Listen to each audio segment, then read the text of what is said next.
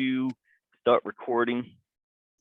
All right, everyone, welcome to the first ever Real Estate Accountability and Business Growth Mastermind. We have Brandon Grass here today, who is really great with circle prospecting. We first met in a prospecting group. I got to hear him prospect, got to hear him call, set the appointments, get the emails. And, you know, something I loved is that I noticed that when he was on there prospecting, he just kept going. He almost had in a positive way, almost a robotic approach, not as in he sounded like a robot, but as in he was going on to the next, on to the next. He would ask the questions. He would build some rapport. He'd get their contact information, and then I saw that he was doing all this other business, and he'd been really building a solid business that seems to be founded on circle prospecting. So, Brandon, tell us a little bit about you, what market you serve, how long you've been in real estate, and anything else that you'd like to share. Sure. So I've been in real estate 5 years. It'll be 5 full years in October. And I've built my entire real estate business exactly like I built my previous business from making cold calls. So I've probably done more than I probably should and could have or had to do in my career now that, you know, I'm learning that more calls doesn't necessarily mean more business. I know that's unbeknownst to a lot of people's opinions, but I think now with what I've learned from Mike Ferry and, you know, Chris and all these other people, that, you know, quality conversations and really qualifying that prospect, and just rather than having a simple conversation, is there something in it for us in the future, you know, down the road, right? So Yes. in 2019, I booked 153 home evaluations, and Wow. I didn't qualify a single appointment. So what ended up happening was I had a great year, but I didn't have like a phenomenal mind-blowing year because I was just in my car driving, you know, paperwork and home evaluation after home evaluation after home evaluation. And all of those appointments, I did 2 steps. So not a 1 step. So I would literally go there, look at the house, go back home, do the numbers, and then drive back over and give them the package. So just so much time.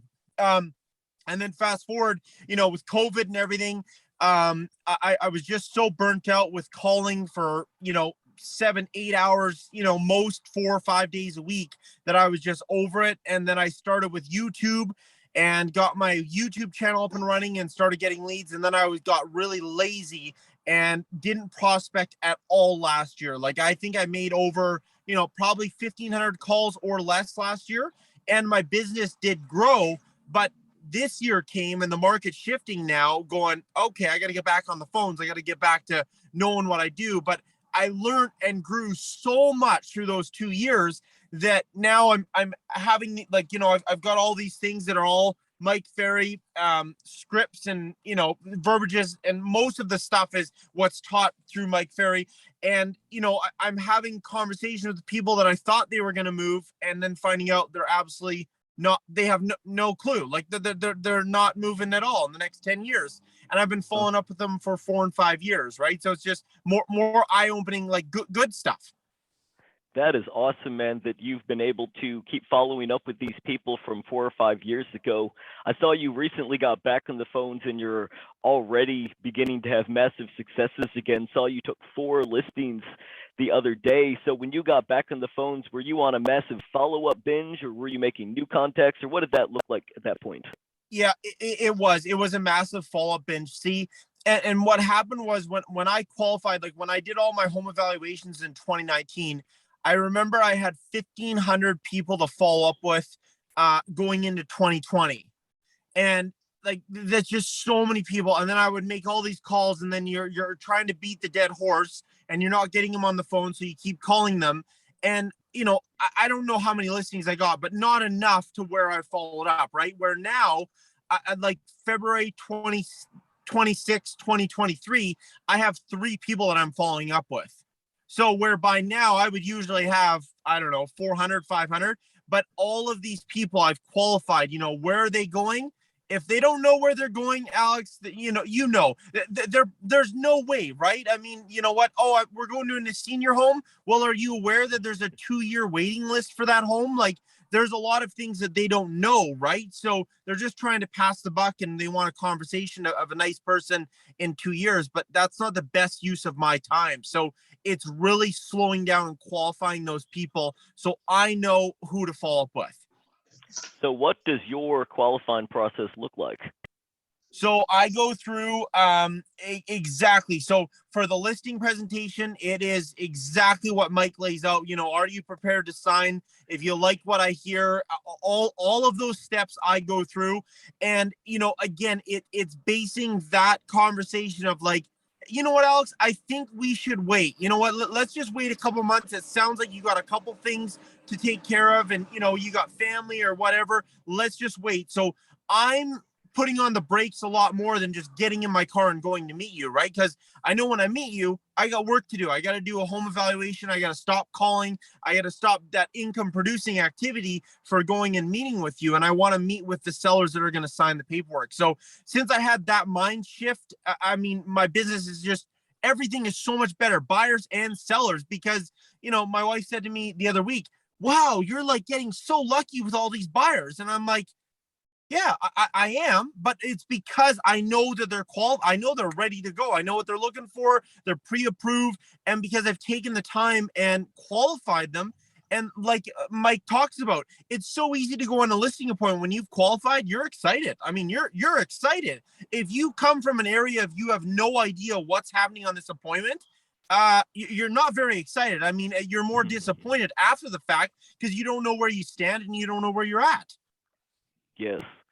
Yes, pre-qualifying is so important. And there's been a few times, especially early in my career, when I was just so excited to get in and go in that listing appointment that I did not bother pre-qualifying. And I knew that I should have, and I knew the questions I was supposed to ask, but I just really wanted to take a listing. And I think I was almost subconsciously afraid that if I went through all the questions, maybe I wasn't going to go and take their listing after all. And, you know, I couldn't have that. I was just being very naive and overly optimistic and excited for a hypothetical.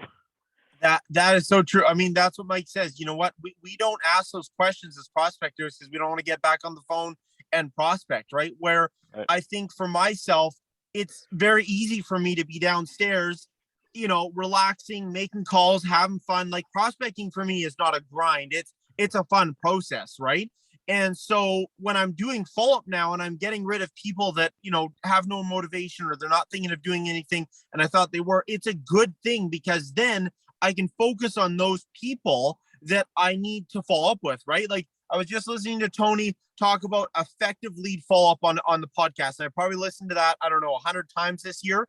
And one of the things he talks about is, you know, I literally just did a follow-up call. I've been talking to this lady since 2019 and she signed the listing agreement yesterday. And so Tony's big thing is when you have too many leads to handle, you can't effectively follow up with those ones. And that's why you get that result of not calling at the right time.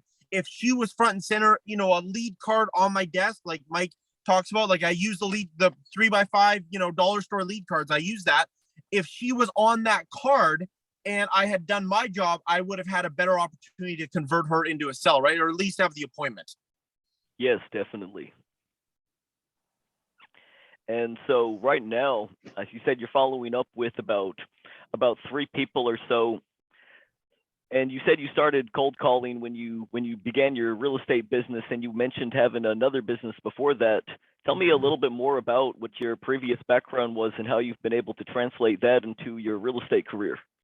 Yeah, so I was a high school dropout, no career choice, no education, like just Hey, absolutely same.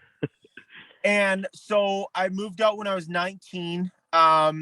We were broke. We couldn't afford our $750 a month apartment rental. So I worked 4 jobs and it was just crazy. I mean, I worked, I had no life. I had nothing, no time for, you know, my girlfriend at the time. And so I started looking at Craigslist for other jobs, thinking if I could work less hours and make more money, I might be able to drop 2 of these jobs. So I took this Craigslist posting and it was like basically clean a restaurant and we'll pay you $1,500 a month. And I'm like, well, that's pretty awesome. And it said it was 3 hours worth of work. And I'm like, well, that's pretty good. I mean, it's, $1,500 a month. I can clean that. And then I can give up 2 of my other jobs in the evenings. Right. So I got hired on the job. And I ended up, doing it for an hour and a half because I'm a super physical. Like when I work hard, whether I'm on the phone calling and dialing, I'm cleaning super fast. And I did it in an hour and a half. So I was making like $45 an hour. I'm like, this is awesome. This is better than my electrician job. So I remember I told my mom that I was going to quit to become a full-time professional janitor. And she's like, you are what? Like she was ready to disown me. So I ended up taking over that company. So I got hired on as a supervisor eventually. And I was cleaning 5 of his restaurants, being a supervisor. And then he grew. And then what ended up happening was we had a falling out and I branched out to have my own. I got my own restaurant after 3.5 years of trying to figure out how to get my own. And then I built that business across Canada. And we were all across Canada, had 40 full-time employees, another 25 subcontractors. And we were just crushing it. And I built that entire business through, one-on-one phone calls each after another. There was no dialer, there was no CRM, there was no nothing. It was literally a lined piece of sheet of paper with names and when my next follow-up was going to be, right? So that's kind of what I was doing before. So the cold calling came very easy to me. And it was a very easy transition, which I know for a lot of agents, it's not, right? They have that limiting belief, like they think they're going to die from it. But there's no better way. I mean, there's just, especially for seller leads, and that's what every real estate agent wants. Yeah. I always like to say, there's nothing they can do. They can't come kick your ass over the Yeah. phone, All they're going to do is curse at you, you hang up, move on to the next one. Yeah. And so with you getting back on the phones now, you're in a stage where you're growing your business again actively. How do you leverage your non-money making activities so that you can make sure that you continue to generate the leads in the business? Yeah, so I've committed to 4 hours minimum Monday through Friday, and then Saturday morning probably 2 hours. But Love it. But also, in saying that, like I feel so bad on myself that like Monday, Tuesday, Monday I did 5.5 hours. Tuesday I think I did 4 hours and 45 minutes, and then I did some follow up in the afternoon. So I'm calling more, but it's my muscle and the persistence of like being disciplined to call it wasn't the problem. It's just that now, like, when I look back over the last 7 days, I booked 4 listing appointments, and I'm like, Brandon, if I did that last year, plus all the YouTube and, all the easy stuff that kind of trickles in, you're going to have, I'm going to have my elusive 100 deal a year. I'm going to be there.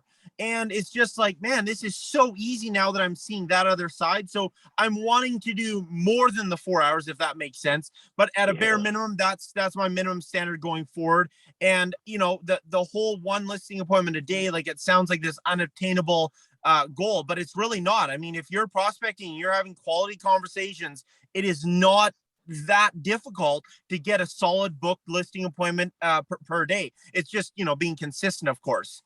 Of course. Man, I love that. 4 hours every day. If more agents prospected 4 hours a day, we'd have a lot more agents making 6 figures and beyond for sure. Yeah. So can I ask a question? Yeah, go ahead. So Brandon, so you call 4 hours a day minimum, right? Monday to Friday, and on Saturdays, 3 hours. So question number 1 is, do you use a dialer, and which one? Question number 2 is, and I was discussing this with Alex, how do you go about organizing or getting your list ready for the next day, right? Like, how do you know which list you're gonna call? Do you call the same list 2 days in a row? Because there's days that, for example, today that I feel like I run out of numbers to call. I already called the list that I have like 2 or 3 times.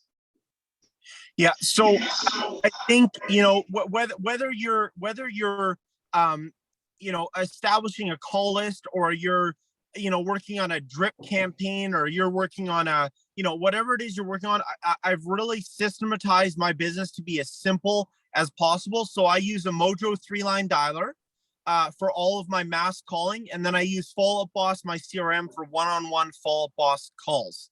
So what happens is I have 4 call lists for 4 cities that I serve, and there's about 85,000 numbers in total for all 4 of the cities. So I call through one city at a time from top to bottom, no matter what. So right now, West Kelowna, there's, I think, 20,000 phone numbers, and I'm 4,000 and some numbers through it. So I'll go through that entire list Monday through Friday doing my calls. And then once that list is gone, great, I'm going on to the next city. I'm going on to Kelowna, and then I'll call straight through that list. So are you calling only homeowners, I'm assuming? Is that what you're doing? Only homeowners. I'm in Canada, so I get like absolutely no data. So these are just all circle prospecting. Some of them I have no idea. I mean, they're a homeowner in Kelowna, but I don't know where they are. Sometimes I have a street address. I don't have a house address. Sometimes I just have a postal code. So I really have no idea where they are. Some are renters, some live in mobile homes, some have sold and moved into a senior home. So I'm constantly going through, and after that conversation, deleting those, those renters and those people out of my list, right? So I'm getting rid of all of the bad stuff. So let's say there's a list 1 through 4, right? You go through the first one, the second one, the third one, the fourth one, and then once you're done with the fourth one, you go back to the first one again, right? Yep. Okay. Now, what's the other question that I was going to ask you? I think that's all. I have a question, but I forgot. Okay. It will come back eventually. It'll come back eventually. Oh yeah. So you are using a Mike Ferry script? Yeah, so my script is not exactly Mike Ferry, so don't shoot me. But no, it's kind of a more of very simple of like, hey, I'm Brandon, I'm a local realtor here in West Kelowna, and I was just calling to see if you were thinking of selling.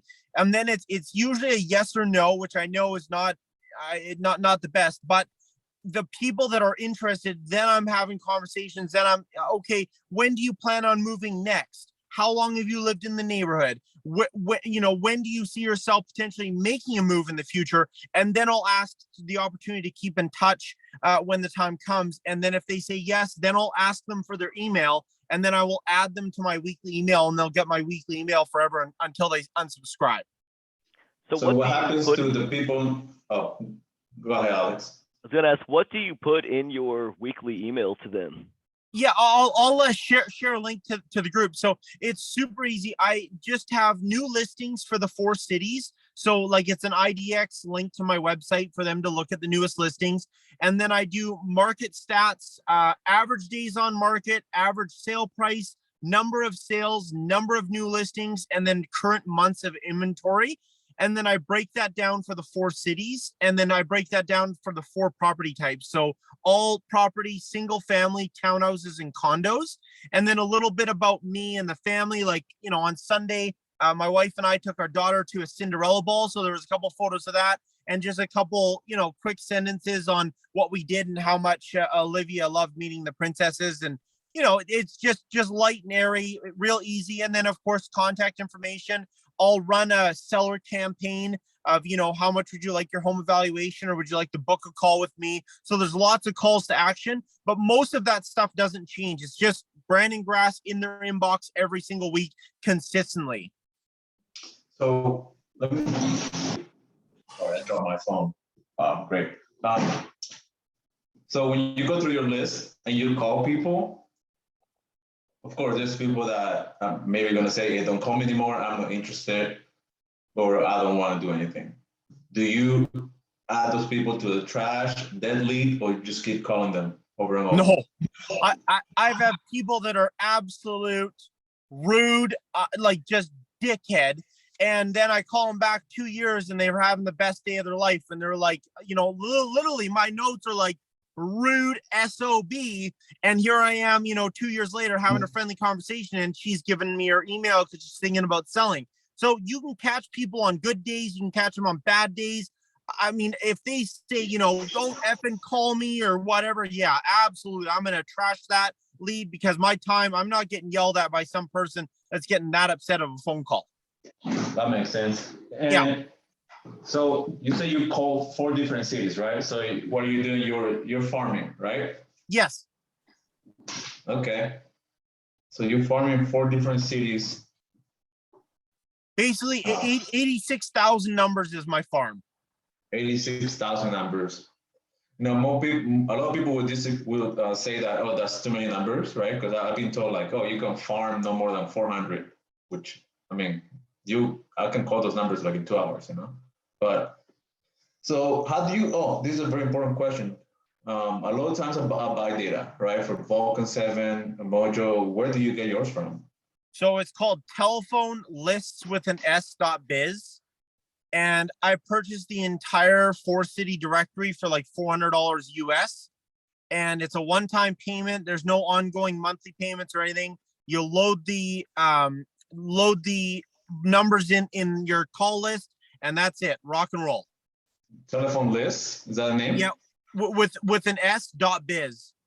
Biz, okay. Because Alex, where do you get your data from? I get my data for the neighborhoods from Cole Realty Resource. And Realty then Resource. I use Vulcan 7 for the expired data and for sale by owner. And I think they also have the people who they had the pre-foreclosure data. I basically bought the whole package, but Cole has better data on neighborhoods than Vulcan 7 does. Yeah, Okay, I'm so jealous that you guys get to do that. Like, like for sale by owner expired, like I remember my first year, I listed 12 expired listings, my very first year in real estate. And then it's just so much work to get the numbers, and because I would have to do a reverse prospecting to yellow pages and white pages. And then you'd have a list of 40 people and, 20 of those people, the numbers are disconnected. So to get that finite group, but I that's why I'm so excited about that for sale by owner guy you're having on here, Alex, because I need to get back and add that, because the conversations are easy. I mean, you follow the script and you just follow through. It's just getting the numbers so I can add that to my business. Oh man, so the for sale by owners over in your market, do they have their numbers on Zillow at least, or? No, so we have 2 third-party websites, but some of them don't have it. Some of them like are registered to get access and then email this seller directly or what have you, right? So one of the things what I've done now is I built out a for sale by owner and expired drip. So I've got a series of videos, and there's 16 videos all about why your home expired and what basically what caused it to expire. Not saying, I'm the be all end all, look at me, look at my marketing, but what was the feedback on the showings? Was it priced appropriately? How to price your home? Why digital marketing is so important in the 21st century for your home. And it's all these educational based things. And at the very end is a call to action for them to schedule a home evaluation appointment with me and learn more about my marketing plan. Okay, very cool. And I know on the topic of going back to the that would replenish the groundwater basin. Versus if I was in an area where it's getting. Hey Christian, will you mute your mic, please? Okay. Yeah, I could see that it's not a benefit to put another septic Christian. system in. Yeah, bro. You can mute him. If you're getting none, why not? Yeah, Alex, you can mute him. All right. Oh, that's right. I can mute him. I don't need to ask him to mute himself. Boom. Okay. I told you I'm a noob at this stuff. I was like, all right, so far I've been doing great. Now we had our one glitch. All right. So what I was going to ask before Christian's mic was not muted was, I know you are a machine on the phones. You do a lot of calling, and you've shared with us how you get your list for that and how you go about that. Do you door knock as well? And if you do, what is your approach in that? And what have your successes been? No, so I love seeing your posts. So no, I don't, and no reason other than it's just out of my comfort zone, and it's something that I just need to put my big boy pants on and go do it. Now, here's the thing. I've only door knocked like 4 times in my career, and I'm talking like maybe total of 50 doors, right? However, all of those times I've had leads come back to me with either a business card phone call or the one that I just took, which was a listing for $750 and they bought for $899. that just happened because I door knocked her 4 years ago and she remembered how kind I was, and I gave her my card and she gave me a call from my card. So you know what, yeah, Alex, I need to do it. And again, it's being stuck in the office for 4 hours thinking that's the end of the world, right? And that's all there is out there. And just changing that, like, you know, putting some comfortable runners on and going, like right now is when I need to be doing it, because we're not hot yet. It's very cool, and it's not like, you know, it's warm, but it's not hot. Where in the summer, it's boiling hot, right? So I'm gonna definitely add that this year, and yeah, I'm gonna look up to you huge for inspiration on getting out there and knocking. Awesome, awesome. Yeah, glad to help give you some inspiration in that regard.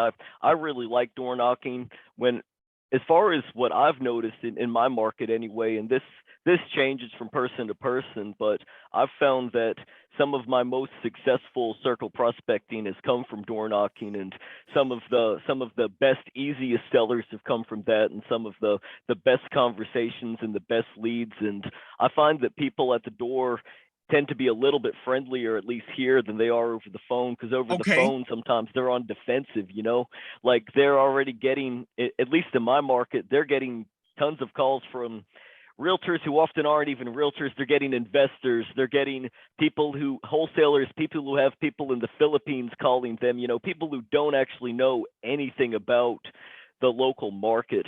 And so sometimes here there is a challenge to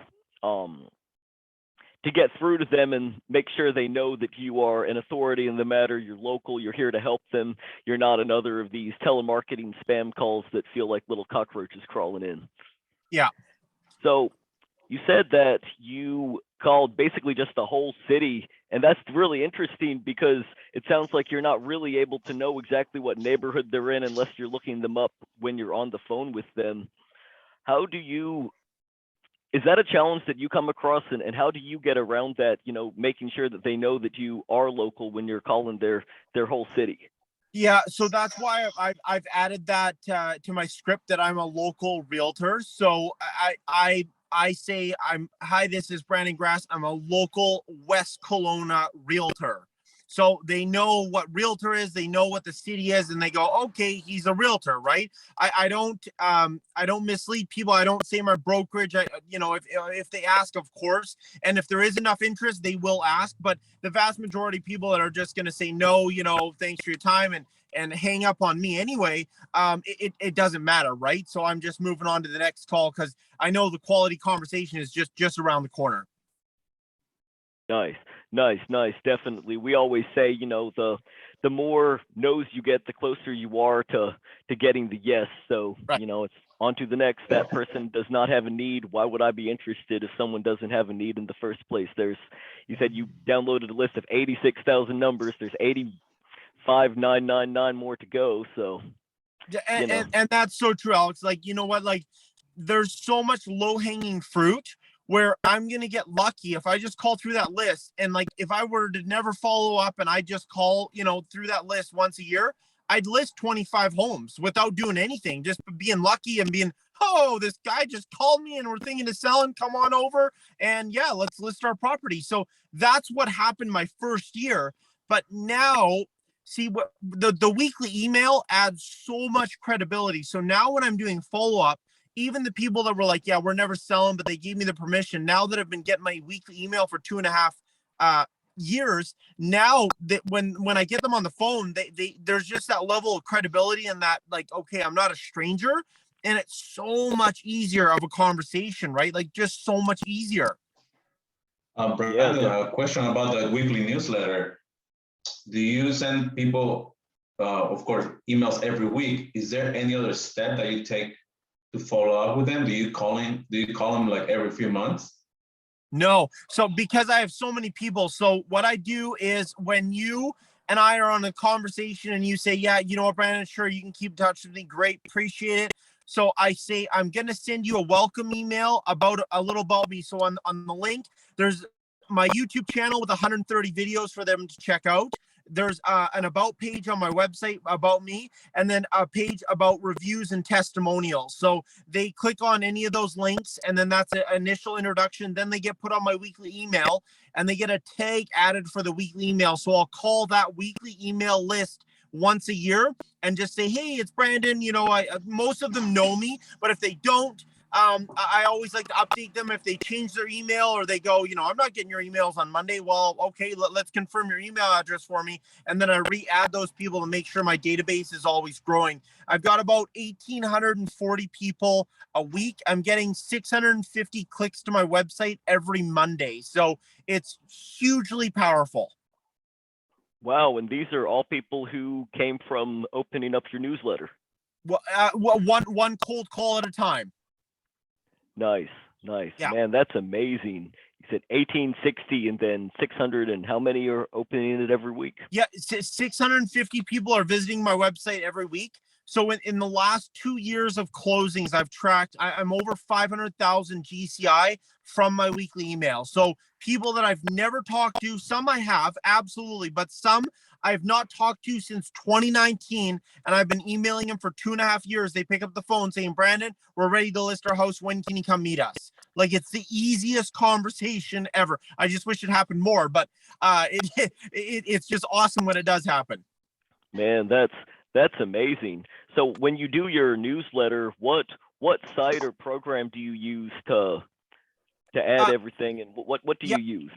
So it's called Flowdesk, and I can send everybody the link. So it's $39 a month. It's unlimited subscribers, and it gives you all the analytics of your opens, your clicks. So if you're added to my newsletter, Alex, I can tell you looked at the home evaluation link on my weekly email, right? And then I can tell, oh, what's Alex doing on the website? So then I'm in my follow-up boss.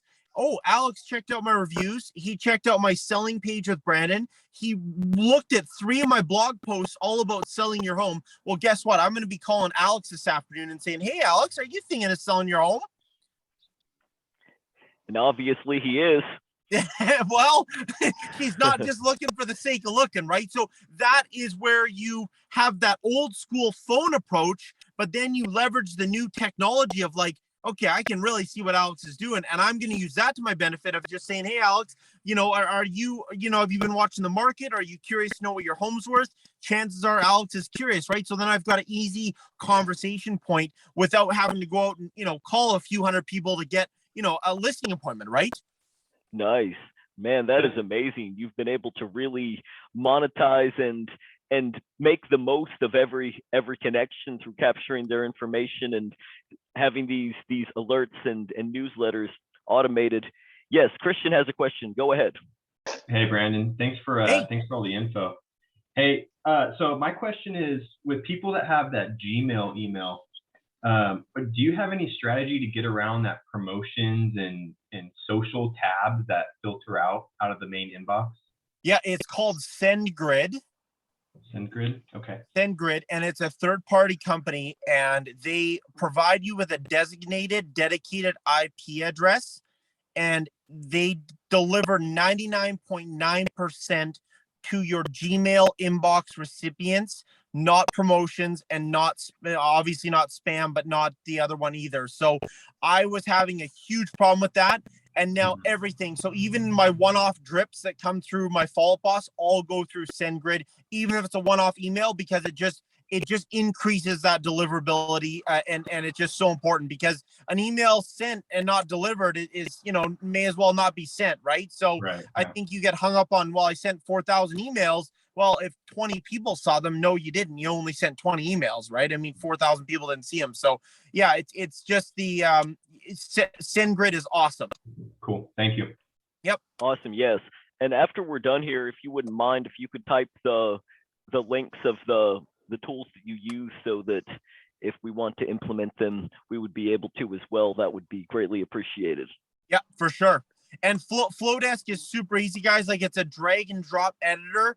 and their designs are super modern. So it's very easy to pick your colors, you know, your logo, your photo, and click, and you're going to have a killer newsletter in like under 20 minutes. You could have an awesome newsletter. And if you're not sending a weekly email, I think it is the biggest mistake in your business, because people don't think it's too much. It's not. The people that are going to unsubscribe, let them unsubscribe, but your database is going to hear from you every single week, and it's so powerful. Nice. That is awesome. Something else that I've noticed about you and most of the people who are really successful in this industry, especially through prospecting, is you have such a good, strong, positive attitude when it comes to making the calls and your approach. So when you get on the phones before you begin, do you do any type of affirmations, or what do you do to get yourself in the zone to basically plant your ass there and call for 4 hours? You know what? I'm going to use a cop out here, but you know, I should be doing affirmations. Absolutely. I think I'm just such a driven individual, Alex, that I'm pulled to make the calls. So I know, like I've always known in my life that I want to be successful. It's just, you know, real estate ended up being the vehicle that I'm in. And you know what? Is it the be all end all? No. I mean, I'd like to probably be doing 100 different other things than real estate, but that's the vehicle I'm in. It works for my family. So now with that mindset of, you know, like now I look at like, okay, if I'm making calls, yes, I'm getting listings, but what's the bigger payoff here? If I can get my newsletter up to 4,000 people, maybe that's going to be $1 million GCI in 4 years. I can double that. Can I double that? Well, chances are pretty good that yes, I can. So if I only got to suck it up for another basically another 2,000 emails, that's not that big of a goal, right? So I guess having the goals of the end vision of, you know, wanting to build a team, wanting to be successful, and always getting to that next level is what pulls me to do what I have to do. Awesome. Love it. And so that was about it from my questions. I wanted to open it up to everyone else who might have a question and they haven't asked yet, to see if there's anything else that the group would like to know that we haven't covered. Actually, I have a question. Well, this is more about the tool that he said. Flow Desk. Is it FLO Desk? Yes. Okay. Okay. I have I don't know if it's 50%. I think it's 50% off your membership for life if I send you a referral code. So I'll post it in the group if anyone wants to join. But I think we get like both 50% off 1 month or something like that. There's some discount they offer. Yeah, that's great. Okay. Yeah. Awesome. And I saw Sean had a question as well. Sean, go ahead and ask your question. Oh, yes. I was wondering, do you find it easier to, when you're making your contacts and stuff, in order to separate your personal from your business, to have more than one phone, or do you just use the same phone and, I guess, just hope that you get everything squared away? Like, how do you keep track of everybody that you're contacting? Yeah, that's a super important question. I definitely should have covered that. Great question, Sean. So I call through Mojo, and all of my calls, everything I do business-wise from a call standpoint, all go through my Follow Up Boss virtual number. So Follow Up Boss provides you with an area code number local to your area. And so I use that number for my voicemails, for my Mojo call display. So if any of my callbacks come through, they're in my Follow Up Boss CRM. That way I can enter notes real quick. If they're, you know, really rude, then I can delete them very quick. And if they are a seller, then okay, great. Here's the campaign. Here's what we're doing. And, you know, if I set the appointment, then I can create that. So I've got action plans that if you and I book an appointment, then it will go through and it will create a bunch of tasks for myself to do, to drop off the package, because I drop it off before with all the listing documents. My assistant prepares that. And then I call and text the client to make sure that they've got the package, and then a follow-up call 2 hours before our appointment, so that all that automatically happens within Follow Up Boss. So it's super easy for me to stay really organized, if that, you know, makes sense. Awesome. Thank you. Yep.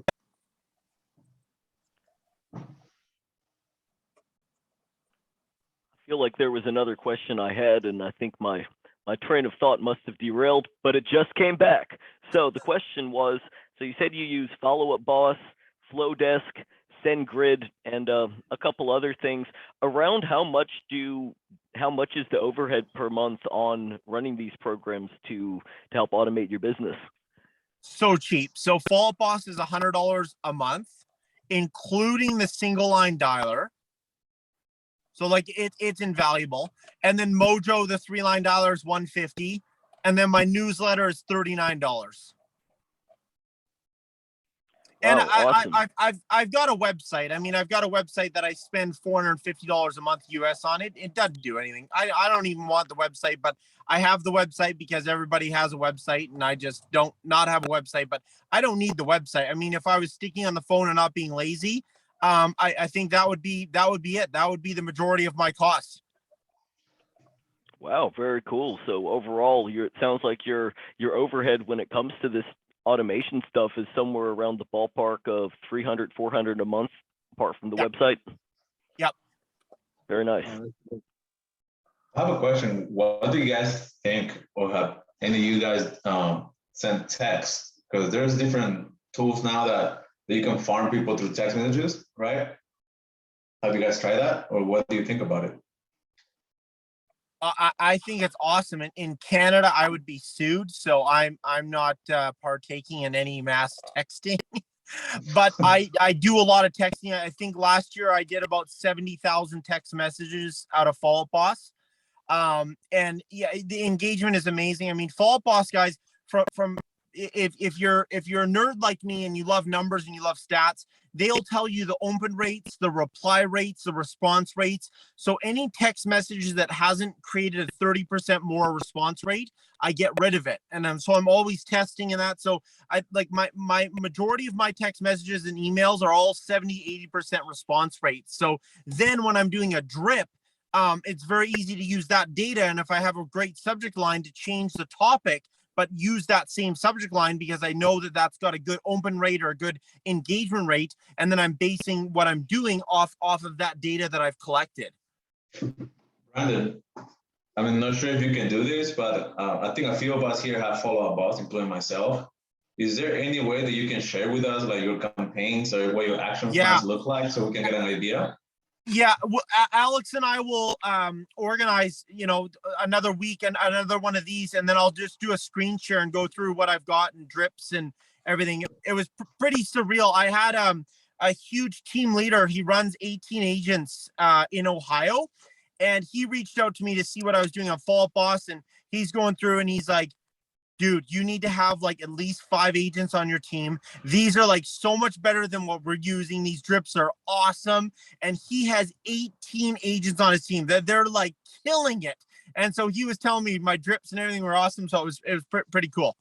Yeah, that's great, man. That's great. I love Follow Up Boss too. I got it a couple months ago. It's great. Now I know that their drips, they're not that good. So you got to create your own. And I would just like to know what kind of information you put in there to get so much open rate, such a high amount of open rate. Yep. And I'll share with you how I manage my lists as well. So because if you're doing a lot of cold calling, it's not just buyer leads, right? So I have a smart list that's based off Mike Ferry's 3x3x3. So three rings, 3 times, 3 voicemails, 3 emails. They don't respond, they get off that list and they're obsolete. So it's a no ifs, ands, or buts. So right now I've got 5 sellers on there. I had 11 this morning, and now I've got 5. So I got 6 people off there because they're not selling, or that this is the last attempt. So it helps you stay organized for the seller leads as well, not just the buyer leads in your database. That's great, man. I like that. I really like that. Very cool. Yeah, I'm really excited about the next one and having you share your screen and share your systems with us so that we can maximize our use of these tools as well and be able to.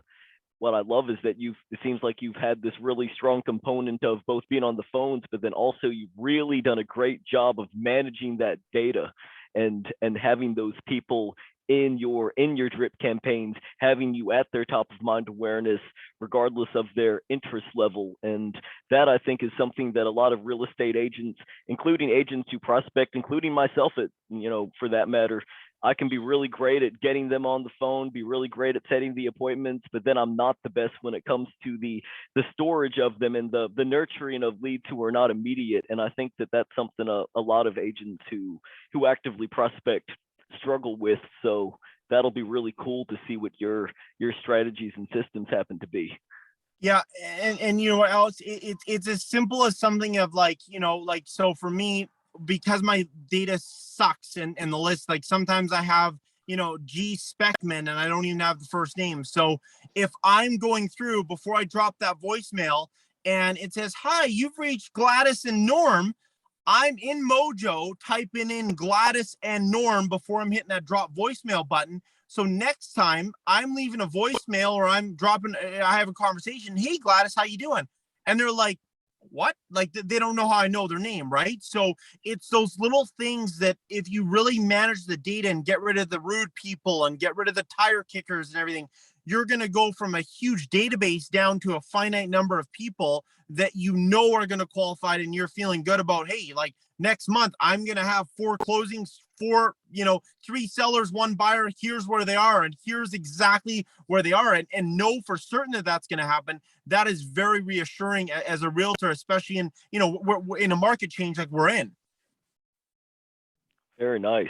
Yeah. It's essential to be able to know exactly where to file that person and be able to have them somewhere in the background, but you're not giving your own personal time and efforts to them. You're just setting them and forgetting them. And it seems like a lot of these people you've set and forgotten have somehow ended up coming back once they are ready, which is super cool.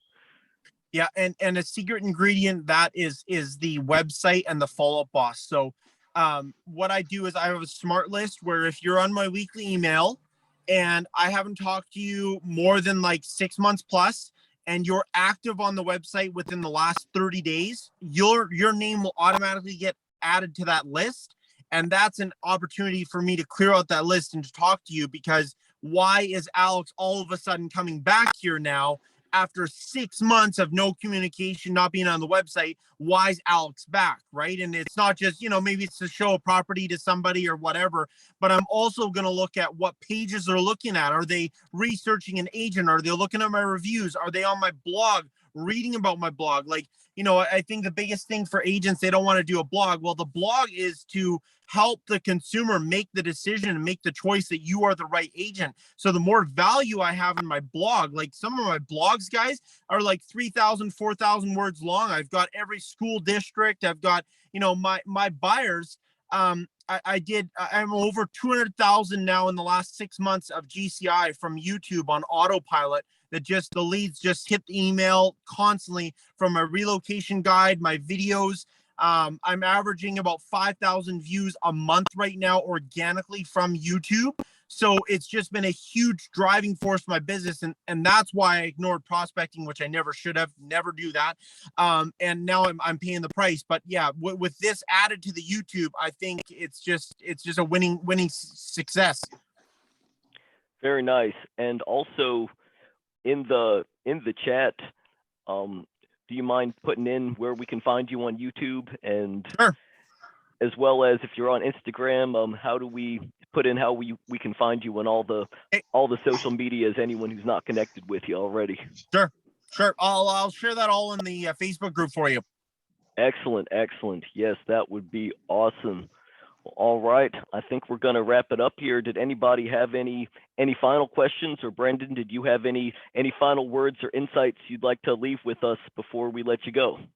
No, just I have this sheet. I'll share this in the group. But anyone that's Mike Ferry trained, I think this is absolute gold. So I have in big bold writing: skip report and set the appointment. Right? Because I'm so bad. I'm such a communicator. I want to talk. I don't need to.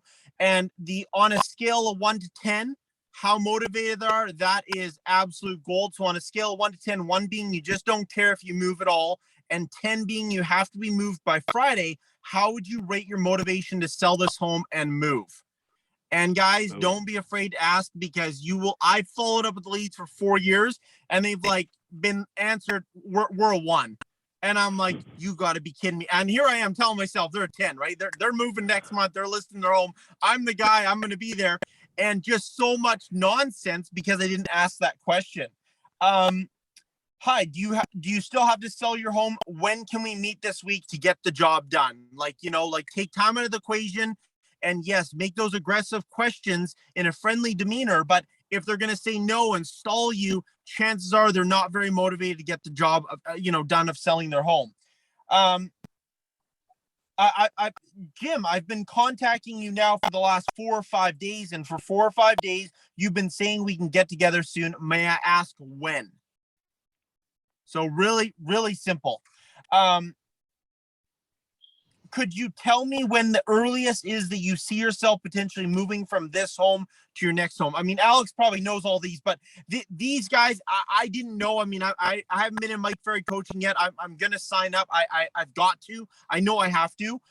But these are just things that I picked up from the podcast and then typed them out. So, yeah. Yeah. No, Mike Ferry always has gold, and I recently joined Premier Coaching about 3 months ago. I'm loving it. I would highly recommend it.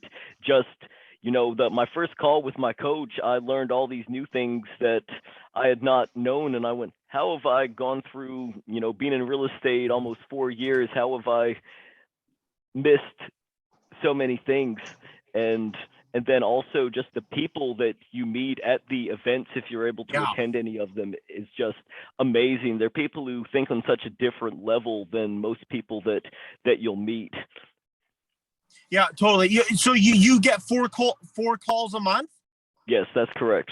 Yeah, that's the one I'm doing. I just have to. I have to bite the bullet and do it. I mean, I know, in 3-4 months, I know coaching's going to be paid for the year, right? Like and like you, how much have I not known? Like these scripts and these qualifying questions and stuff. I was watching the podcast going, oh my gosh, how have I never asked for motivation? Like, why don't I deserve to know that? Right? Like I do. Like my time is so valuable. Why can I not know their motivation? Right. Yeah, no, these are important questions that I think a lot of real estate agents either don't think to ask or are afraid to ask because we're afraid that we won't enjoy the answer. But it's better to have an answer we don't enjoy than to waste a ton of our time when we could just be moving along to people who are more qualified. Perfectly said. And I saw Sean had his hand up. Sean, did you have a question? No, it wasn't quite a question. I just wanted to thank Brandon for helping to give me that, give all of us that extra knowledge and to help increase all of our incomes. I just want to thank him for his time and for that knowledge, and I just thank you. Oh, my pleasure, Sean. Happy to share. Yeah, absolutely, man. I'm really thankful that you came and joined us here last minute and gave us a lot of really valuable knowledge. I learned a whole lot of new things today, especially when it comes to how to nurture the leads through the benefits of technology. And I think especially with people in this group, a lot of us, we actively prospect, but sometimes the piece that can fall to the wayside is what to do with that information. And so I really appreciate all your input and insight, and I definitely look forward to the next one. Yeah, awesome. Yeah, I'm looking forward to the for sale by owner one. Is that next week? That is going to be on the 20th because he's out of the country until then, and he was going to initially have his flight leave a little bit a few days later, but air travel seems to be trash a lot right now, and it's difficult sometimes for people's flights to be coordinated properly. Okay. Hey guys, I was gonna give an idea, and Alex, tell me what you think. So how about maybe for the next one or the next few weeks, we can do a call in which someone who's been doing this for a while, meaning calling, can just give us a sample of how they run the script. Like more role playing. Yeah, definitely. That is something that I have a lot of ideas for the ones down the line, and one of them is like one of the things that I'm very good at is the scripting. I'm actually in the process of designing and releasing a product all about scripting and how to make your scripts most effective, and tonality, delivery, cadence, all sorts of stuff. But yeah, that would also be a great one that, yeah, maybe we can do that next week. Have one about calling and scripting and role playing, and just kind of going back and forth on how we do the scripts. Yeah, and I think the Zoom group, once it gets bigger, you know, it will be helpful too, because every time I've been on the Zoom group, I picked up things being like, oh wow, like, you know, feedback, and not in like a bad way, but just like, oh Brandon, you say that a lot, and I'm like, really? I didn't even realize that I did that, because you're like Alex said, you're so robotic, not that you're a robot, but you just say the same thing over and over again, that it takes an outside eye and ears to say, yeah, you say that a lot, and then you correct, and you just always get better. So the once the prospecting group gets bigger, to listen in and to critique, I think that will be super helpful for all of us. Oh yeah, definitely. And I'm gonna get a crappy cheap computer just to have the Zoom link on, so that way when I need mine, it won't affect everyone else having the group. And I saw Sean sent me a message in the chat. Does anyone else have a recording of a successful call? Maybe we can listen to it and analyze it. I know I've sent him some of my calls. Do you guys record your calls? Yeah. So everything's recorded in Follow-Up Boss. So all of my follow-up calls are. I had a whole bunch of stuff on YouTube, but I took them down because I was going to upload to a different channel, so I'll see if I can. But yeah, I have a couple where I have like a 2.5-hour prospecting session where I'm just going through the calls and just smiling and dialing, and it's awesome. I mean, it's going back to the old like me of 10 hours a day, and I mean I'm pretty rusty right now. I gotta say I'm pretty rusty. Oh, you'll get it back in no time. You did it this many hours, this many days.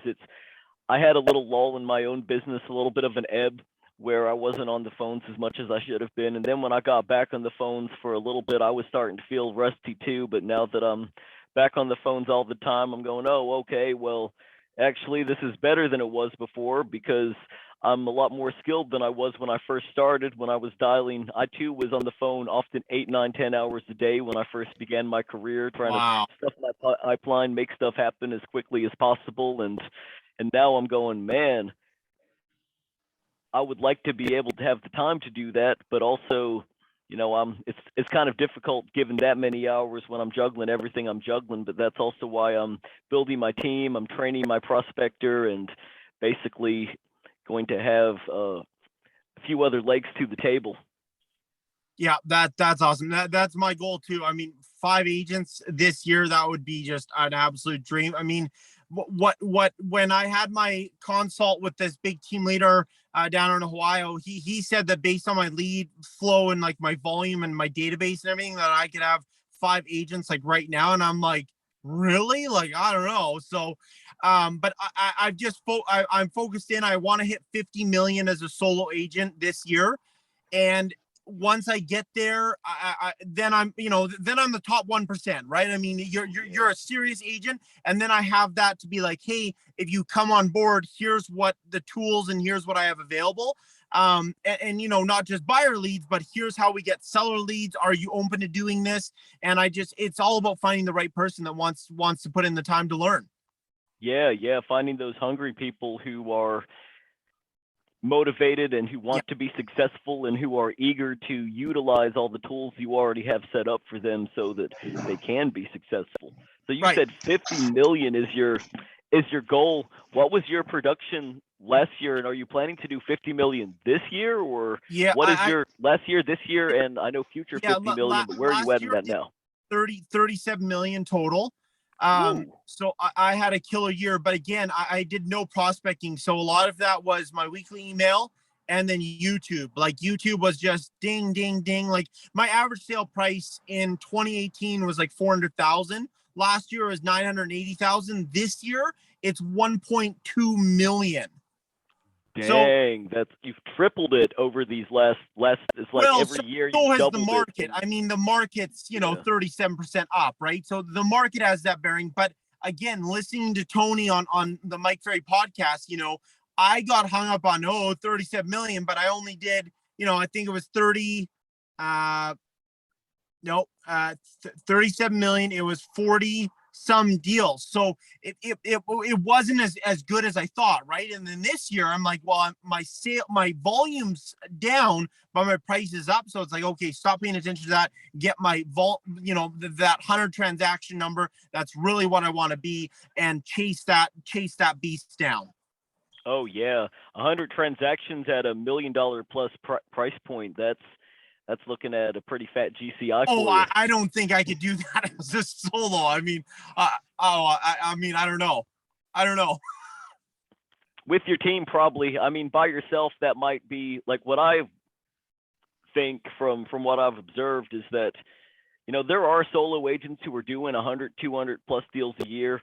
What I've noticed is that a lot of them, you know, that 100 deal a year mark is around the point where it seems to be difficult to break that. And if you are breaking that, then you're spending a lot more money on systems and stuff just to be doing 200 when you could have Right. done 100 and really ended up keeping, you know, not that much less of your money.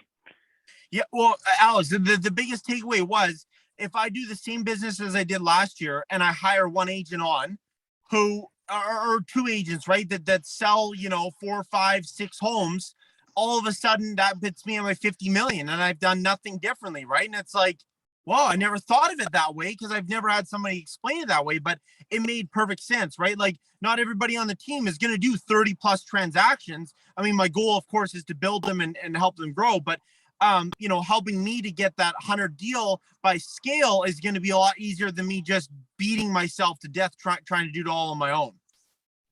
Yeah. No, that makes a lot of sense. You know, it's really important, I think, after you get to a certain point to build that team and leverage those other agents and be able to, you know, continue making sure your personal production stays stable, but then adding on the other people to have those extra streams of production to get Right. you to be doing that 50 million plus. Right. Well, all right, Brandon, I really appreciate your time today. And thank you so much for coming on here and just sharing all your wisdom with us. And we got a lot of valuable information that we're going to take away from this. Did anybody else have any other questions or last words before I go ahead and end the meeting? I do. Brandon, have you ever considered doubling or tripling your average price versus going after more deals? Oh yeah. I thought that was impossible until YouTube came into my life, and now it's just like, I don't even know what to make of it. I've got buyers that are spending like 1.8, 1.4, 1.6, like all cash from Ontario. And I mean, my biggest transaction ever was a $1.5 million listing that I chased for 3 years. It was expired for 3 years and sold it. And then I never had done another deal over $1 million ever in my entire career. And it was just getting out of that rabbit hole. And now I've got these buyers. And I guess what? I don't mind giving up my weekend to show some buyers that I know are well qualified, well approved, right in a 1.5 million. Like, that's a $30,000 paycheck for me, right? Like, that is huge money. So it's been amazing. I mean, it's been surreal, honestly. Like, I just wish I didn't get lazy and just waited for these easy deals to fall into my lap and stop prospecting last year, because I know this year, I mean, I'm doing very well, but I know I would have just been blowing the doors off the place if I had stayed consistent with the prospecting for, you know, not 8 hours a day, but the 3-4 hours, right? A couple times a week at a bare minimum. I mean, anything I was doing was going to be better than what I did. Okay. One last question is, what recommendation do you have? I'm switching my market from where I am to, I guess, see a more affluent market where the average price point is about 2 million. Now, what I noticed through my calling is that the higher the price point, the answer rate drops a lot, because all of these people don't answer the phone and they just don't care. So do you recommend just keep pushing through it, and maybe should I implement some text messaging as well so that they know who I am, and then next time I call them, maybe drop a voicemail, just hitting them from different angles.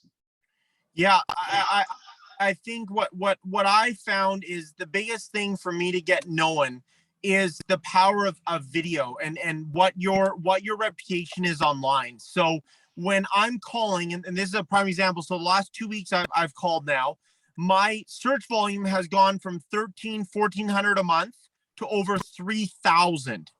And that's because people are getting the voicemail and then they're going, who the heck is Brandon Grass? So they're going to Google and they're typing in Brandon Grass Kelowna, Brandon Grass, whatever, and they're searching my name. Then they're going to find out all about my YouTube, my 80+ 5-star reviews, my Facebook page, pictures of my family, pictures of me, jumping in the lake, cannonballing off the dock, being a kid, going boating and riding behind the boat on a tube and all this stuff. So really getting to know me. So I would say work on your online presence as well.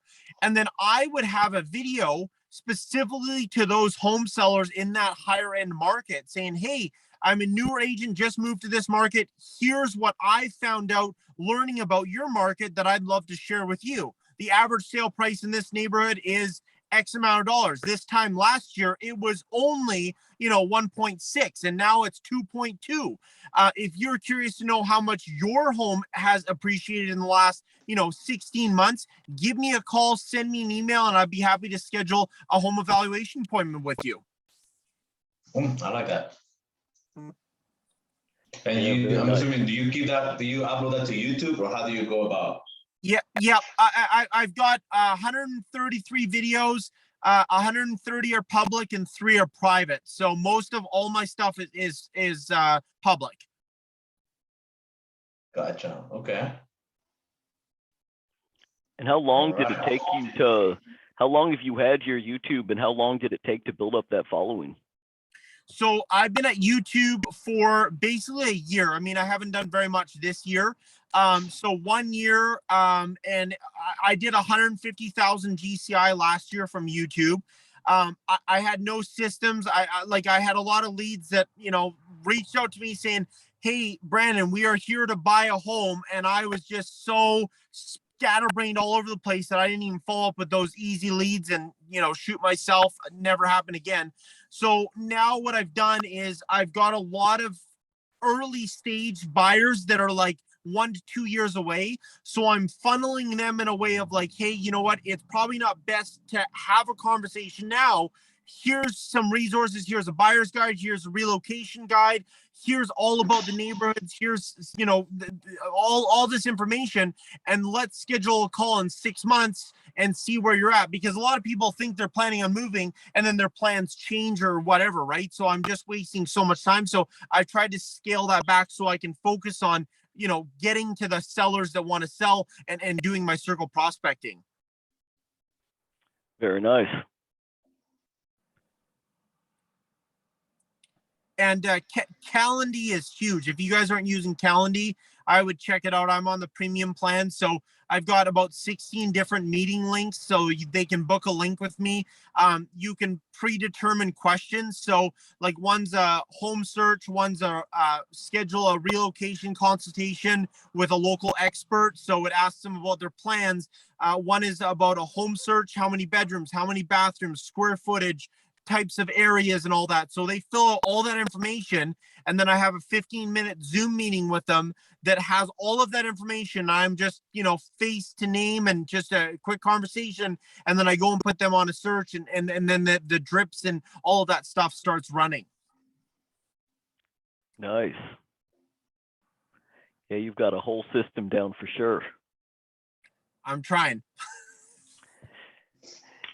All you got to do one thing that I believe it was Chase and Miles said to me was that you only need to be 3 steps ahead of someone to be able to help someone else. And, you're certainly 3 steps ahead of me on this. So I really, really appreciate all the input you've shared and how to best, again, take care of those leads and people names and numbers and emails and everything after you've collected them. Yeah. No, you guys definitely check out my YouTube. I mean, not just from a video standpoint. You know, a lot of agents aren't comfortable on video, and I totally get that. But like, if you go to my website and say, for example, you look at my relocation guide, well, look at my relocation page. I've got like 8,000 words of the cost of living, which is a 20-minute video, neighborhoods, which is a 25-minute video. And I'm putting all of this content out. So when I'm getting these leads coming in, they know and like me and trust me so well. It's just like the weekly email, but sped up, right?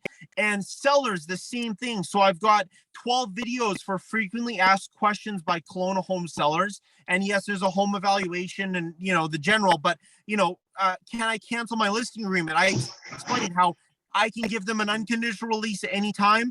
A lot of agents will not do that. So to make sure to ask those questions.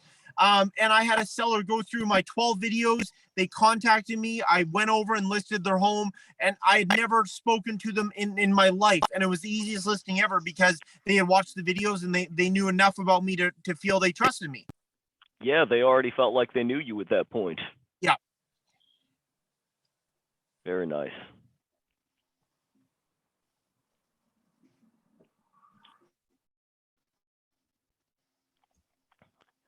All right, I haven't seen any more hands raised. So I think I actually am going to go ahead and end the meeting now. Just wanted to make sure everybody's questions were answered. Again, Brandon, I really appreciate you. I'm going to make a post in the group, and in it, if you could just comment below on how we can find you on social media, that would be awesome. Absolutely, and I'll share my Flowdesk link and all that, and then you and I will arrange when we can do the Follow-Up Boss screen share. I'm in the car today, or else I would have hopped on right now. But yeah, I'd be happy to share. And I know you've been looking into Follow-Up Boss. That's what you need, Alex. I'm telling you, you will not regret that expenditure, especially growing a team. There's a lot of stuff you can do with pawns and how you distribute the leads and everything. It would be so good for you. Well, I'm definitely gonna. I've been told by a few people that I should look into it. Also, have you used KV Core before, and how would you compare it to KV Core? KV Core, I want to shoot myself. Follow-Up Boss, I can't live without. So, like, okay. A lot of people can, you know, and again, Christian, this goes back to if you're an agent only working 10 deals a month, KV Core is great. If you're, you know, my database is 37,000 people in Follow-Up Boss. There's no way I can do what I need to do in the database other than Follow-Up Boss is the fastest, simplest. Like I've had Real Geeks, you know, their CRM is nothing compared to Follow-Up Boss, how easy it is to use and to see what they're doing and then to base that follow-up call and, you know, add the tag or add the reminder when I need to call Alex back because he's thinking of buying or thinking of selling. It's just so simple for a lot of agents to use, and not just you as the team leader, but when Alex has agents underneath him, as I will, it's so easy for that agent to be very simple and just know how to operate it rather than some elaborate system that's confusing and they just don't use it. Got it. Yeah, Real Geeks is one that I've used before. I've used KV Core also. Now, Coldwell Banker has their own CRM on the Moxie platform. Okay. And now that's the one that I'm currently on, but it's definitely, I've heard from a lot of people who own their real estate teams, especially the Follow-Up Boss is where it's at. So I'm definitely going to give it a try. Yeah, I think they still offer a free trial. Awesome. Well, that is excellent then. I'm sure as long as it doesn't disappoint, they'll have me as a member for life. Awesome. Well, all right, y'all. You enjoy your weekend. Thank you for taking the time out of your car. Thank you for having me. Happy to share. I'll send all those social links and then we'll do something for the Follow-Up Boss whenever you have time. Excellent. Sounds great, Brandon. Well, y'all take it easy. Enjoy your weekend. Hey, have a great weekend, guys. All right. Thank you, guys. Yeah. Take care. Bye-bye. See you guys.